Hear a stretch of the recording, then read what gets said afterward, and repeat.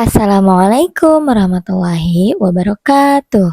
Salam sehat, salam berkah, salam bahagia. Semoga kita semua selalu dalam lindungan Allah dan semoga apa yang kita lakukan selalu mendapatkan ridho dari Allah Subhanahu wa taala. Amin. Jumpa lagi sama aku, seorang ibu dengan 3 orang anak. Sesuai dengan judulnya, kali ini aku mau kasih tips bagaimana cara mencuci bantal yang udah kotor, yang udah jamuran, yang udah pokoknya warnanya tuh udah berubah. Tapi sebelum aku kasih tipsnya, aku mau beres-beres rumah dulu ya, temenin ya. Inilah suasana rumahku dengan 3 orang anak, 2 orang dewasa. Nggak ada rapinya kan? Walaupun udah berjuang berusaha untuk terus rapi, bersih-bersih, tapi tetap aja berantakan lagi, berantakan lagi. Nggak apa-apa kok, nggak apa-apa. Karena balasannya itu luar biasa. Dan memang inilah aktivitas seorang ibu rumah tangga yang memang kerjaannya itu ya bersih-bersih, ya kan? Sebenarnya bukan tugas seorang ibu sih. Tugas seorang ibu tuh lebih ke mendidik anak-anak ya. Tapi bagaimana cara agar anak-anak juga rajin, bisa nantinya tuh jaga kebersihan, bisa meletakkan barang pada tempatnya, intinya mencontohkan yang baik, maka dari contoh yang baik juga, yaitu kita lah sebagai orang tua yang mempraktekannya untuk bersih-bersih. Innallaha yuhibbul mutatahhirin. Allah juga mencintai yang bersih-bersih. Dan anak itu menirukan apa yang orang tuanya lakukan, apa yang ia lihat.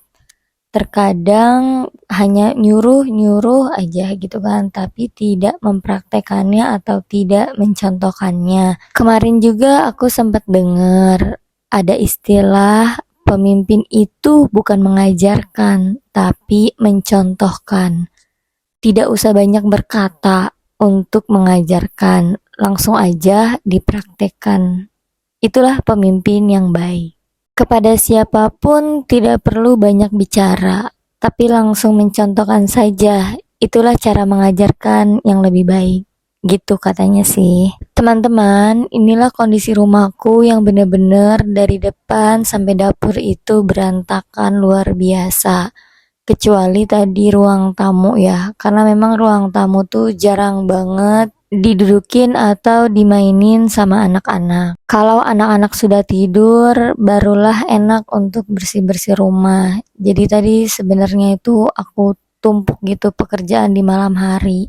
Karena Albar yang nggak kondusif, jadi nggak bisa sambil jagain dia, sambil kayak nyapu atau ngerjain pekerjaan rumah.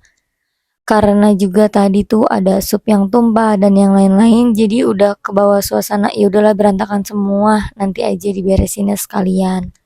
Dan ini anak-anak sudah tidur, ini lumayan malam, sekitar jam 11 malam, aku baru beres-beres semuanya. Habis angkat jemuran tadi, niat hati mah mau langsung dilepitin gitu kan, biar gantungannya bisa dipakai buat besok nyuci lagi. Terus juga biar pakaian dalamnya juga langsung masuk ke dalam lemari, biar enak gitu. Tapi tetap aja nggak kepegang. Ya udahlah ya, itu langsung aja jadi dibawa ke ruang L. Paling kedapa-kedubu ketika mau ngejemur pakaian harus ambilin gantungannya lagi satu-satu. Ini aku lagi beresin kamar anak-anak. Oh iya, banyak banget yang tanya tempat kasur anak-anak ini. Jadi ini tuh aku pesen di sepupu aku yang usahanya furnitur seperti ini. Lokasinya memang agak jauh ya di Karawang. Jadi ini pesen bener-bener pesen requestan dari aku. Karena waktu itu tuh punya kasur ukuran 160 kali 200 nomor 2. Eh, yang tahu Instagram aku pasti tahu ya ceritanya. Jadi kasurnya itu aku belah dua. Jadi ukuran dipannya pun aku sesuaiin dengan kasur yang udah aku punya. Karena anak aku laki-laki dan perempuan, jadi sepertinya bikin dipan tingkat seperti ini. Dan lihat-lihat di Pinterest juga itu ketika kamar kecil ruangannya lebih baiknya itu tempat tidur tuh ke atas gitu, barang-barang tuh ke atas bukannya nyamping biar terlihat luas. Karena rumahku juga tinggi, ke atasnya itu lumayan tinggi. Kalau banyak ke samping, jadi kan yang atasnya itu lebih kosong gitu. Jadi lebih baiknya itu tempat tidur atau barang-barang itu naik ke atas seperti itu. Makanya memutuskan untuk dipan tingkat untuk anak-anak. Dan yang tanya harganya juga, ini alhamdulillah lumayan murah banget, tapi aku nggak tahu ya, karena murah sama sepupu atau karena emang harganya segitu. Itu dipannya harganya 4 juta karena ongkos kirimnya itu dari Karawang, jadi lumayan mahal di ongkos yaitu 500.000. Jadi total 4,5 juta. Bagiku tuh lumayan murah banget ya, karena tanya-tanya yang di sekitar Tangerang, yang di dekat rumah juga, itu bisa 6 sampai 7 juta. Sempat mau beli juga di Tokopedia, di Shopee, ranjang tingkat. Khawatir, khawatir nggak keker gitu, nggak kuat karena lihat di apa namanya, lihatnya itu jadi tiang tinggi gitu di tengah-tengahnya itu dipakein baut gitu, jadi khawatir nggak kokoh gitu kan. Jadinya ya udah pesen di saudara, di sepupu aku, walaupun memang jauh tapi alhamdulillah harganya masih lumayan murah. Untuk teman-teman semuanya terus semangat ya untuk urusan pekerjaan rumah seperti ini, beres-beres, karena kalau udah seneng sama beres-beres tuh enak banget ya. Aku tuh sebenarnya pengen gitu yang selalu beres-beres, kayak setiap sudut gitu, kayak isi lemari nih belum diberesin kayak harus rapi gitu, di meja kosmetik juga harus rapi, di sisi pojokan mana harus rapi gitu, setiap sudut pengen gitu kan rapi, karena pengen punya rumah juga yang adem, yang nyaman gitu, yang bersih, yang rapi. Tapi kan yang namanya keterbatasan ya semuanya, ada punya anak 3, punya anak 2, yang anaknya masih kecil, yang bekerja, yang macem-macem deh, luar biasa banget kan. Ya memang keterbatasan semuanya. Aku pun yang punya anak 3 sebenarnya ngerasa tuh ya gimana ya, pengen ngerjain ini tapi kan anak, ya udahlah gitu. Menurunkan ego sedikit demi anak-anak. Jadi aku berusaha banget di malam hari itu beres-beresnya. Karena memang tapi paginya itu enak, nyaman, main sama anak-anak juga nyaman. Karena kalau udah kotor sedikit itu jadi kayak imbasnya tuh kayak ke seluruh rumah, terus juga jadi emosional diri sendiri jadi juga agak beda gitu, ngerasa beda banget sih gitu. Kalian gitu juga gak sih? Sebenarnya ya pastilah semua orang juga pengen bersih, nyaman gitu. Iya aku tahu pasti semuanya tuh pengen. Cuma kan karena ya oh capek beresin mulu gitu kan, udah diberantakin lagi. Terus juga yang kerja pengen rumahnya tuh bersih, nyaman, rapi. Tapi bagaimana? Harus bekerja di luar. Pulang juga harus urus anak lagi, nggak ada istirahatnya, pengen waktunya tidur, ya pengennya tidur gitu kan. Karena memang untuk aktivitas besoknya lagi. Aku salut banget sih sama ibu-ibu yang bekerja di luar sana, luar biasa banget tanggung jawabnya, luar biasa banget semangatnya buat urus anak, urus rumah, urus pekerjaan, pokoknya luar biasa banget. Kok jadi lupa ya mau kasih tips buat ngebersihin bantal. Karena bersih-bersihnya juga udah sampai dapur nih, alhamdulillah banget. Lanjut, aku mau kasih tips untuk mencuci bantal. Jujur, ini bantal tuh dari aku nikah, udah 7-8 tahun ya, nggak dicuci-cuci. Udah tadinya warna putih, udah berubah warna seperti itu, udah campur aduk yang kena macem-macem deh. Ini aku pakai bubuk oxy powder. Sebenarnya bubuk oxy powdernya ini banyak ya, banyak mereknya, banyak juga, pokoknya banyak deh di online shop. Yang penting tuh oxy powder.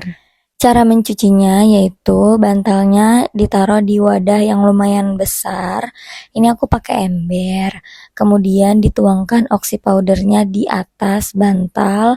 Kemudian disiram dengan air yang mendidih. Ini air yang benar-benar baru matang ya, mendidih.